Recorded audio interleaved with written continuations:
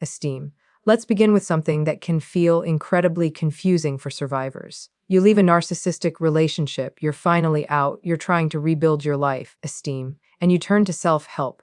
You pick up the books, you watch the videos, you listen to the podcasts, and almost immediately, instead of feeling empowered, you feel ashamed. Why? Esteem. Because so much of mainstream self-help is built on the idea of radical personal responsibility. You'll hear phrases like, esteem, you create your reality, you attract what you are. Everything that happens to you is a reflection of something inside you. Now, in many contexts, those ideas can be motivating, esteem. They can help people step into accountability and agency. But here's the problem: survivors of narcissistic abuse already took too much responsibility. When you were in that relationship, esteem, you were trained to believe everything was your fault. If they were angry, you provoked it. If they withdrew, you weren't supportive enough. If they cheated, you weren't attentive enough, esteem. If they criticized you, you were too sensitive. Over time, you internalized the idea that the only variable you could control was yourself. So you worked harder. You adjusted more, esteem. You apologized quicker. You tried to be better, calmer, smarter, thinner, more understanding, whatever it took to stabilize the chaos. You were already owning everything, esteem. So when you walk into a self-help space that says, look at what you did to create this, it doesn't feel empowering, esteem. It feels like confirmation of the very script your abuser installed in you. It feels like, see, it really was my fault. And that's where shame creeps in. Esteem. Shame is not the same as accountability. Accountability says, I can learn and grow. Shame says, there's something fundamentally wrong with me. Narcissistic abuse wires you for shame, esteem. It chips away at your identity. It makes you question your judgment.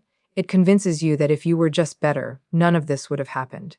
Let's be very clear about something, esteem. Being empathetic is not a character flaw. Being trusting is not a moral failure. Wanting to see the good in someone is not a weakness. Those are human qualities, esteem. Narcissistic individuals exploit those qualities. That exploitation does not retroactively turn them into defects. But when self-help messaging oversimplifies reality, esteem, when it collapses complex relational trauma into slogans, it can inadvertently reinforce that old conditioning. You start thinking, maybe I manifested this. Maybe I attracted it, esteem. Maybe I tolerated it because something is broken in me. And now the healing journey begins from a place of self-blame rather than self-compassion. Here's the nuance we have to hold. Yes, esteem.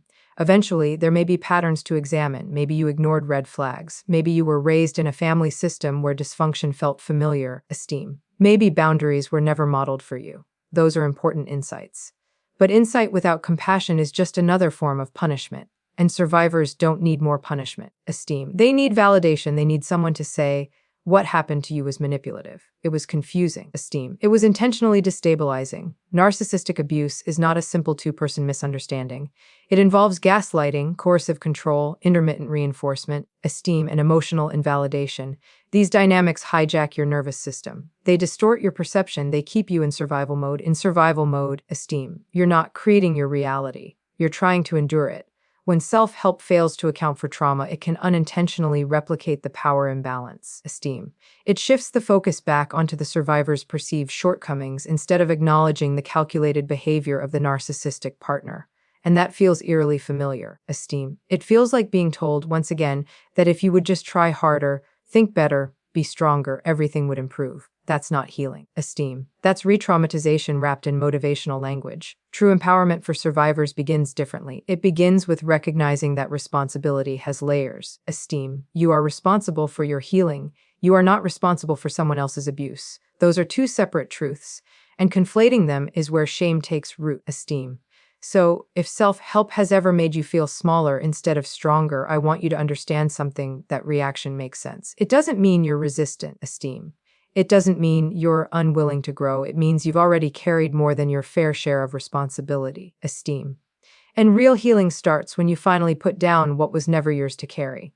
Now let's talk about something that sounds harmless on the surface, but can be deeply damaging for survivors: esteem, toxic positivity. After narcissistic abuse, many people step into self-help spaces hoping to feel understood. Instead, they're met with phrases like, esteem, just focus on the positive, everything happens for a reason, forgive and move on, don't live in the past. And again, in certain life situations, optimism can be helpful, esteem.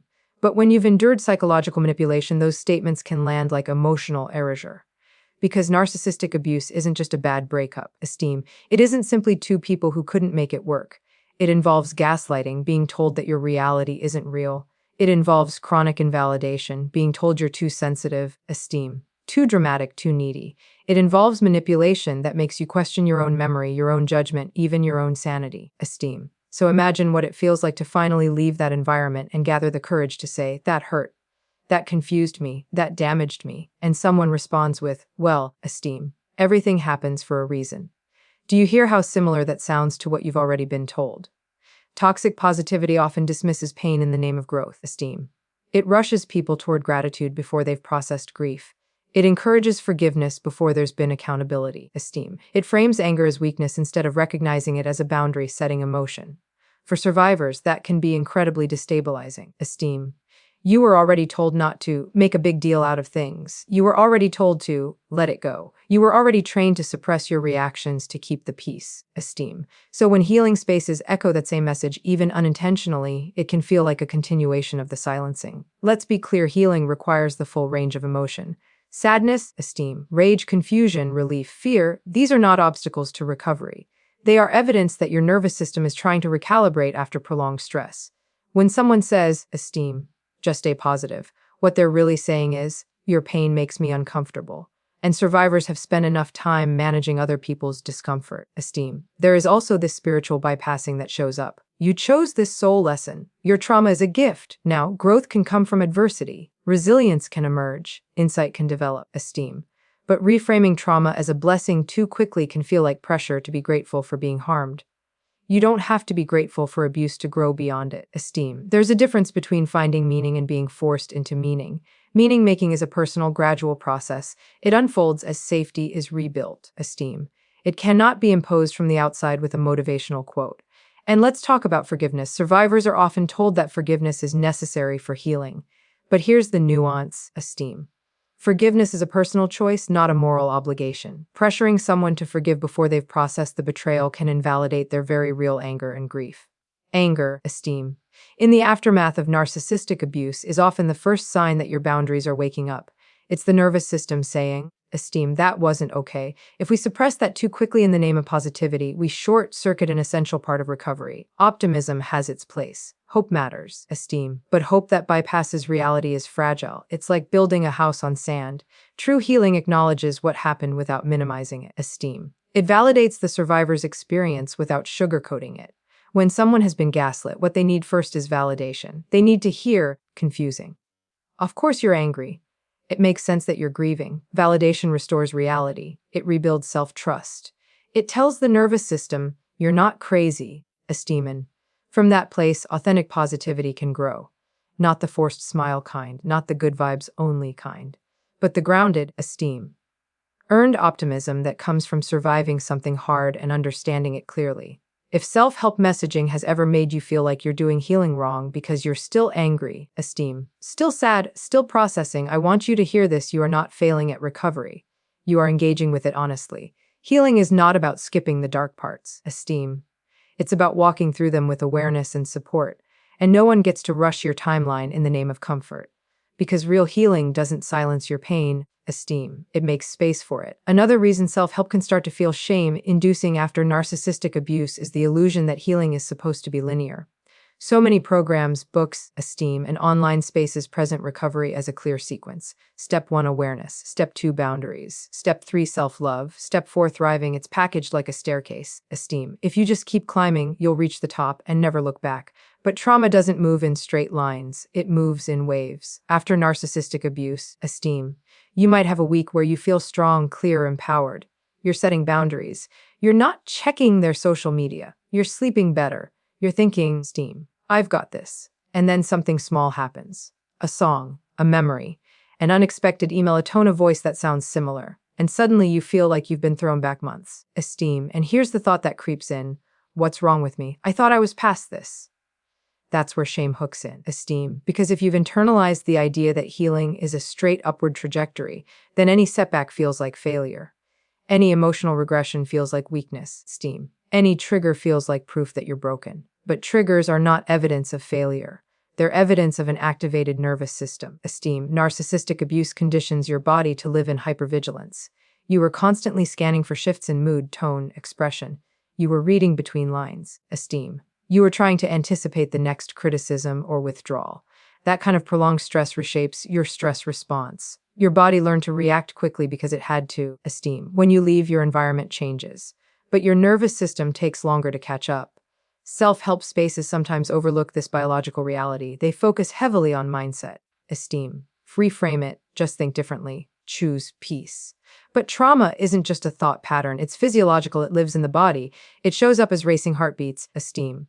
Shallow breathing, insomnia, brain fog. So when you're told that if you do the work correctly, you should steadily improve, you may start judging yourself for normal trauma responses. Esteem, you might say, I journal, I meditated, I read the books. Why am I still reacting? Because healing is cyclical. You don't move past trauma, you move through layers of it. Esteem. And each layer can resurface at different times depending on stress, life changes, new relationships, or even moments of calm. Esteem. Sometimes feeling safer actually allows deeper pain to emerge because your system finally has the bandwidth to process it. That doesn't mean you're back at the beginning. Esteem. It means you're accessing a deeper layer. Linear models of healing can unintentionally mirror the performance-based dynamics survivors already endured. In narcissistic relationships, esteem, you were often rewarded for doing better, for being less reactive, for not bringing up the past. Progress was measured by how little trouble you caused. Esteem. So when recovery is framed as something you must perform correctly, it can recreate that same pressure. You may find yourself trying to be the perfect healer, trying not to have bad days. Esteem. Trying not to feel angry anymore, trying to prove to yourself or others that you're over it. That's not healing, that's self-surveillance. True recovery allows for fluctuation. Esteem, it allows for messy days. It allows for grief that resurfaces unexpectedly. It understands that growth can coexist with pain. Esteem. You can be stronger than you were last year and still have moments of sadness about what you endured. Strength and vulnerability are not opposites. They are partners. Esteem. When we normalize the nonlinear nature of trauma recovery, shame loses its grip. Instead of saying, I'm failing, you can say, I'm processing. Instead of, esteem, I should be done with this, you can say, this is another layer. That shift alone changes everything. And let's be honest, narcissistic abuse often involved unpredictability. High highs, esteem, crushing lows. Intermittent reinforcement, your nervous system became accustomed to volatility. It makes sense that your healing would also feel unpredictable at times. Esteem. You're unwinding a pattern that was deeply embedded. So if you find yourself revisiting emotions you thought you'd resolved, if you notice old fears flaring up in new situations, esteem. If you have days where you question your progress, I want you to understand something. This is not proof that you're broken. It's proof that you're human. Esteem. Healing is not a straight line upward. It's a spiral.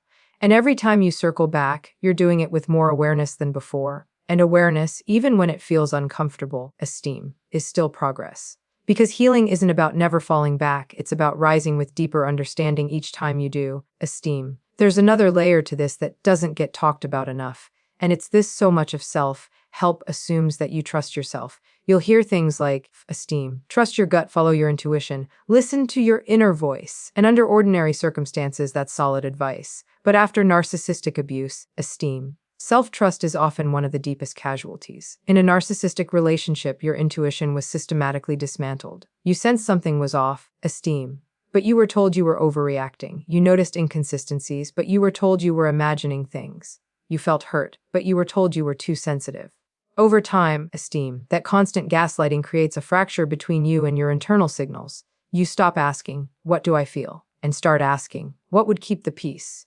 You stop asking, esteem, is this okay with me? And start asking, how do I avoid upsetting them? That shift is not small, it's survival. Your nervous system learned that trusting your instincts led to conflict, esteem, criticism, or withdrawal.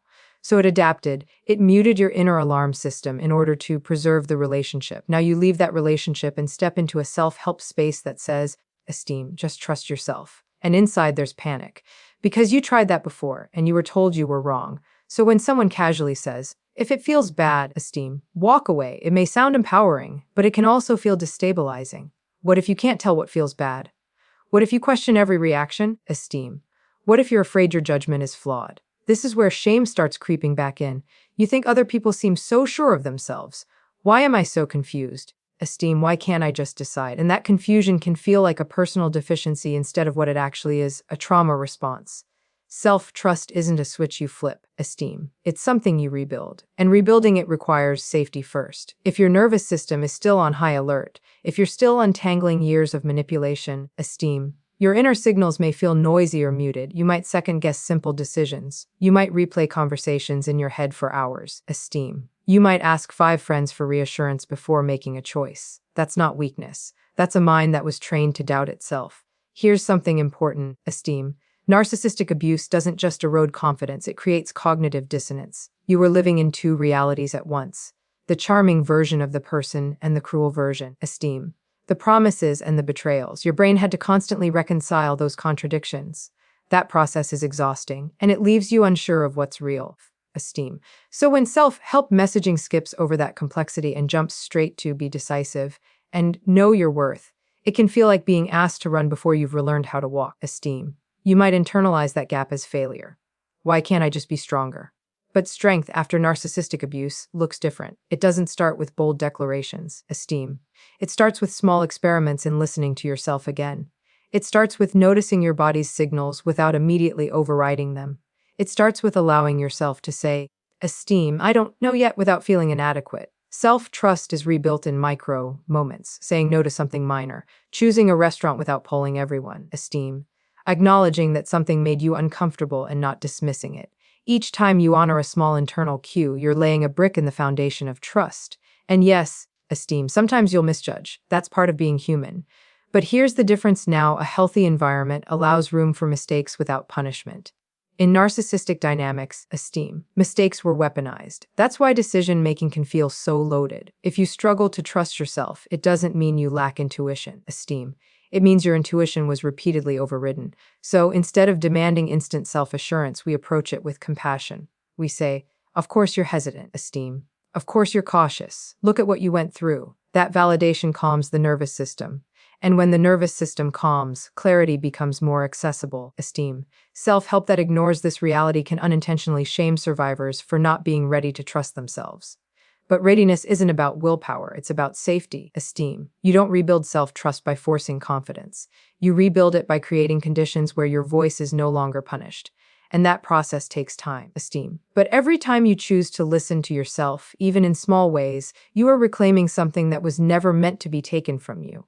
And that reclamation is where real power begins. Esteem. There's another subtle way self-help can become shame-inducing after narcissistic abuse, and it has to do with productivity, with optimization, with this constant pressure to level up, esteem. A lot of modern self-help is built around performance. Be your highest self.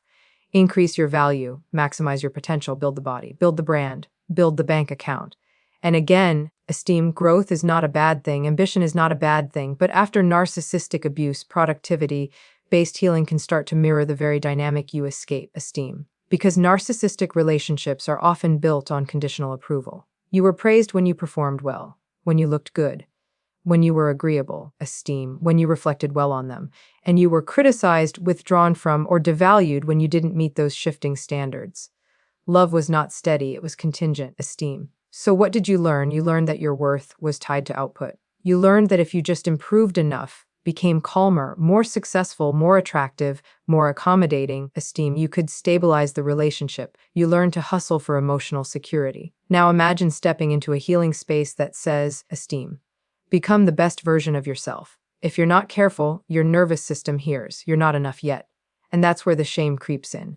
After narcissistic abuse, esteem, many survivors feel an intense urgency to transform, to glow up, to prove something. Sometimes it's about proving to the ex that they were wrong, esteem. Sometimes it's about proving to yourself that you weren't the problem. Sometimes it's about outrunning the pain. But when healing turns into another self-improvement project, esteem, it can become exhausting. You might find yourself measuring your recovery by how productive you are, esteem. Did I start the business? Did I lose the weight? Did I become more confident? And if those milestones don't happen quickly, you may feel like you're failing at healing, esteem. But healing is not a performance. Let's slow this down.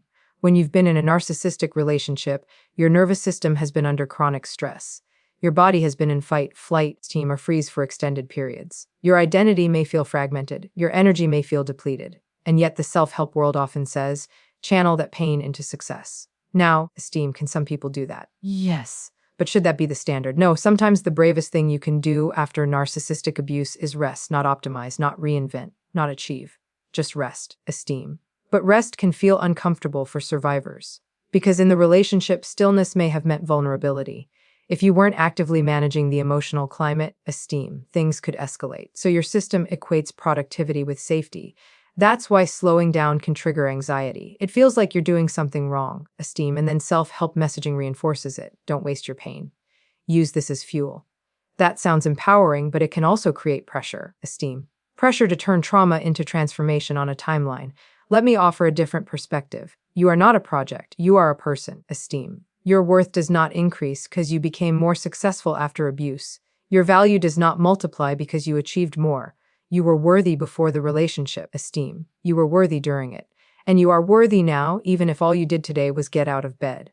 When healing becomes productivity-driven, it can subtly replicate the narcissistic standard. Esteem, you matter because of what you produce. But recovery is about reclaiming intrinsic worth. Worth that exists independent of performance. Worth that doesn't fluctuate based on accomplishments. Esteem. Worth that doesn't disappear when you're struggling. This is especially important because narcissistic abuse often leaves survivors feeling not enough, not attractive enough, esteem, not smart enough, not exciting enough, and productivity culture feeds that wound by constantly raising the bar. There's always another level to reach, esteem. Healing is not about climbing endless ladders. It's about coming home to yourself. That might mean therapy. It might mean boundaries. It might mean reconnecting with friends, esteem. It might mean rediscovering hobbies you abandoned. None of those are flashy. None of those are Instagram-worthy transformations. But they are deeply restorative, esteem. You don't need to become extraordinary to justify leaving abuse. You don't need to prove your resilience through hustle. You don't need to monetize your trauma to validate your survival, esteem. Sometimes growth looks like softness. Sometimes strength looks like saying, I'm tired. Sometimes success looks like peace instead of applause, esteem. If self-help has made you feel like you're behind because you're not thriving fast enough, I want you to question that metric. Thriving after narcissistic abuse is not about acceleration, esteem. It's about stabilization, and stabilization is not glamorous, but it is powerful because the real victory is not becoming more impressive. It's finally believing you were enough all along, esteem. And this brings us to something that sits at the heart of all of it. If so much of self-help can feel shame-inducing after narcissistic abuse, what actually heals? Not pressure, esteem, not performance, not forced positivity, not hyper-accountability, compassion. After narcissistic abuse, many survivors approach healing the same way they approach the relationship, esteem. Tell me what I did wrong so I can fix it. There's this urgency. Give me the checklist. I'll do the therapy. I'll read the books. I'll meditate longer. Esteem. I'll journal better. And underneath all of that is a quiet belief. If I improve enough, I'll finally feel safe. But here's the shift that changes everything, esteem. You don't heal because you fixed yourself. You heal because you stopped treating yourself like a problem to be solved. Narcissistic abuse conditions you to scan for flaws, esteem. Your attention becomes hyper, focused on what you did wrong, what you could have said differently, what you should have seen earlier, esteem. That self-scrutiny doesn't automatically disappear when the relationship ends. It just turns inward, and some self-help messaging unintentionally fuels that, esteem. Do the inner work. Heal your wounds. Upgrade your mindset. Those phrases can be helpful, but if you already feel defective, they can sound like confirmation that you are, esteem. Compassion interrupts that cycle. Compassion says, of course you're struggling. Look at what you endured. Compassion says, your nervous system adapted to survive. Compassion says, esteem. You were doing the best you could with the information you had at the time. That doesn't eliminate growth. It makes growth possible. Because shame shuts the nervous system down, esteem. When you feel ashamed, your body moves into threat mode. You contract, you defend, you avoid. But when you feel understood, even by yourself, your system softens. And in that softness, esteem, learning can happen. After narcissistic abuse, safety is the foundation, not motivation, not transformation, safety. Safety in your body, safety in your thoughts, safety in your relationships, esteem. That might look like very simple things. Getting enough sleep, eating regularly, limiting contact with the person who harmed you, surrounding yourself with people who don't mock your emotions, esteem, speaking to yourself without contempt. These don't sound dramatic. They don't sound like a dramatic reinvention arc. But they regulate the nervous system, esteem. And a regulated nervous system is where healing begins. There's also something profound about gentleness. Survivors are often incredibly hard on themselves. Esteem. I should have known. I wasted years. How did I fall for that? That internal dialogue mirrors the criticism they endured. Compassion changes the tone. Instead of stupid, it becomes I was hopeful. Instead of I ignored the signs, I wanted it to work. Instead of I'm broken, it becomes I'm healing. Language matters, esteem. The way you narrate your story shapes your recovery.